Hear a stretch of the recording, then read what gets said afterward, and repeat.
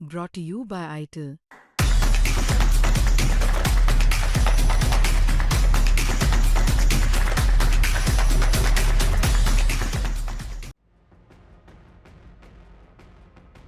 POCSO act के मामले में इलाहाबाद हाई कोर्ट ने स्वामी अविमुक्तसरानंद पर राहत देते हुए उनकी गिरफ्तारी पर रोक लगा दी है। हम इसी हाई कोर्ट के पास हैं जहां पर ये महत्वपूर्ण फैसला सुनाया गया है और हमारे साथ कुछ अधिवक्ता हैं, इनसे जानने की कोशिश करेंगे आज स्वामी अविमुक्तसरानंद मामले में क्या कोर्ट ने कहा है और इस सुनवाई में पूरा क्या हुआ।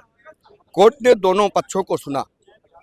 कोर्ट ने दोनों पक्षों को सुनने के बाद ये कहा कि यह इंटरिम राहत दी और अगली डेट तक गिरफ्तारी पर रोक लगा दी और विक्टिम द्वारा जो आरोप लगाए गए वो सरासर गलत है। जो FIR हुई है सरासर गलत है। जो मेडिकल रिपोर्ट आई वो कुछ नहीं है। और जिस तरीके से इनके द्वारा पक्ष रखा गया विक्टिम द्वारा कि हम 2024 में हरदोई के संस्थागत छात्र थे और 2025 में कैसे इनके पास आ गई, जब वहाँ 24 में संस्थागत छात्र थे तो 2025 में कैसे आ गए। ये पूरी मनगढ़ंत कहानी बना करके, चूंकि इसमें सरकार इन्वॉल्व है, सरकार के खिलाफ कोई बोलने वाला व्यक्ति, सरकार उसको फंसाने की पूरी कोशिश कर रही है। चूंकि आदरणीय शंकराचार्य महोदय 11 मार्च को प्रदेश को, लखनऊ को घेरना चाहते हैं कि किसी तरीके से उनकी गिरफ्तारी करा करके उसको आंदोलन को रोका जाए। अच्छा, कोर्ट में जब ये मामला आया दोनों पक्षों को सुना गया, हाँ। फिर इसके बाद कोर्ट ने क्या कहा कि गिरफ्तारी पर रोक लगा दी? हाँ, कोर्ट ने कहा कि अगली डेट तक रोक, अगली जो डेट लगी है लगेगी, अभी वो मामला है कि उस तारीख तक रोक लगेगी, मतलब गिरफ्तारी नहीं होगी। अगला मामला फिर अगले। आप भी कोर्ट में थे और इस पूरे मामले को लेकर जो आपने सुना है क्या कहेंगे इसको? देखिए, कोर्ट दोनों पक्षों को बाकायदे सुना और सभी साक्ष्यों का अवलोकन किया। जो भी सरकार की तरफ से या विक्टिम की तरफ से जो भी साक्ष्य दिया गया, सारे साक्ष्य को बाकायदे कोर्ट ने देखा और लंबा इसमें आर्गुमेंट चला।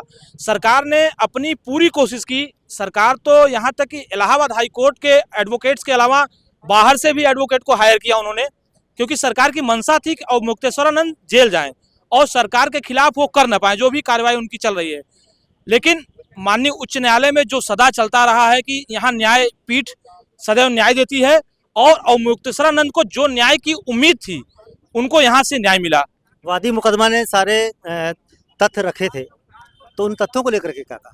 देखिए, वो जो भी तथ्य रखे थे, वो किसी भी केस में एक चैन होता है, केस का एक चैन होता है, तब जाके उस पे जो है निर्णय देती है कोर्ट। जो प्रोसिक्यूशन स्टोरी थी उसका चैन क्लियर नहीं हो पाया।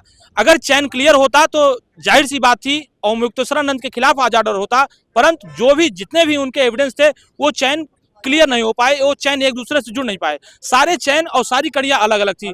न तो मेडिकल सपोर्ट कर रहा था, न तो उनके सारे स्टेटमेंट सपोर्ट कर रहे थे। यदि स्टेटमेंट था तो मेडिकल उसका सपोर्ट नहीं। कोई भी केस का जो भी कड़ी थी एक दूसरे को कोऑपरेट नहीं कर रही थी। अभी फिलहाल कोर्ट ने गिरफ्तारी पर रोक लगाई। देखिए, ऐसा है, अभी होली का माहौल है और होली के वजह से हमारे यहाँ कोर्ट की छुट्टी चल रही है। ऐसे में सरकार द्वारा उनको गिरफ्तार न किया जाए, हरासमेंट न किया जाए, इसलिए जब तक छुट्टी है या जब तक नेक्स्ट हेयरिंग है तब तक के लिए उनको स्टे के लिए स्टे दे दिया गया है ताकि उनकी गिरफ्तारी न हो सके। आप भी कोर्ट में थे, पूरे मामले को सुना आपने, क्या हुआ था? मामले में कोर्ट ने स्पष्ट आदेश दिया कि होली के बाद तक 13 तारीख तक अभी उनकी कोई गिरफ्तारी नहीं होगी।